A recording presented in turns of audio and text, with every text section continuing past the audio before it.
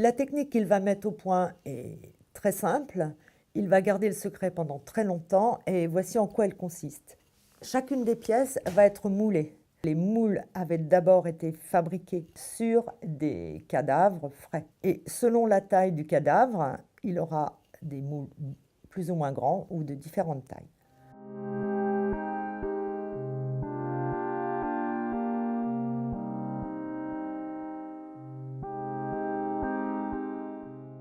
Il faut voir le travail étonnant de Ozu et l'époque, les moyens dont il disposait en dehors de la dissection.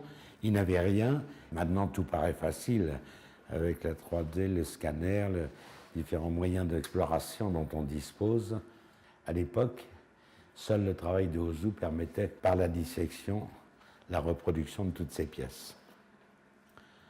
Alors, les moules étaient en bois, en chêne, et dans ces moules, on coulait un alliage qu'on appelait l'alliage de Darcet, qui est fait de plomb, d'antimoine et d'étain, qui permettait de rester liquide jusqu'à 100 degrés, et ça évitait de brûler le bois.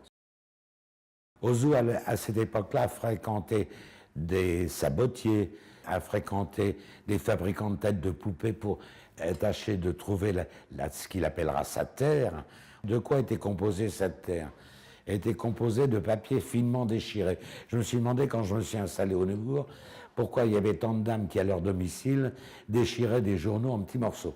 Eh bien, c'était pour fournir l'entreprise en papier finement déchiré.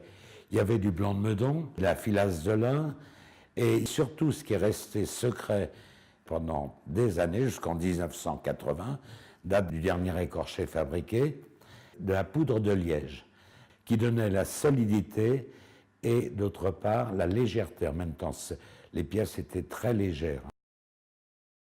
Les moules étaient mis pendant 24 heures sous presse. Au bout de 24 heures, on démoulait la pièce avec précaution parce que ces moules sont faits de nombreuses petites pièces et le démoulage était un moment très difficile pour l'ouvrier. Une fois moulée, cette pâte va être séchée. Ensuite, elle va être décollée des moules lorsqu'elle sera bien sèche. Pas trop sèche parce que sinon la pâte reste collée au moule. Et si elle est trop humide, elle ne se décollera pas.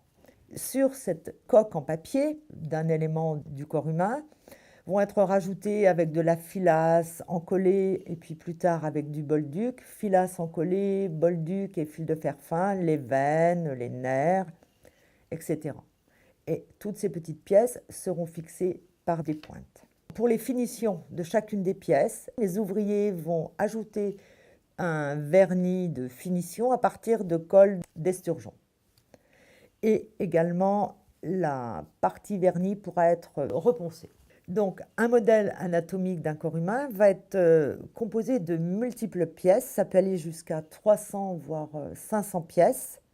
Ça, c'est pour la technique donc révolutionnaire du docteur Ozu. Révolutionnaire parce qu'elle va complètement transformer l'enseignement de l'anatomie et de la physiologie.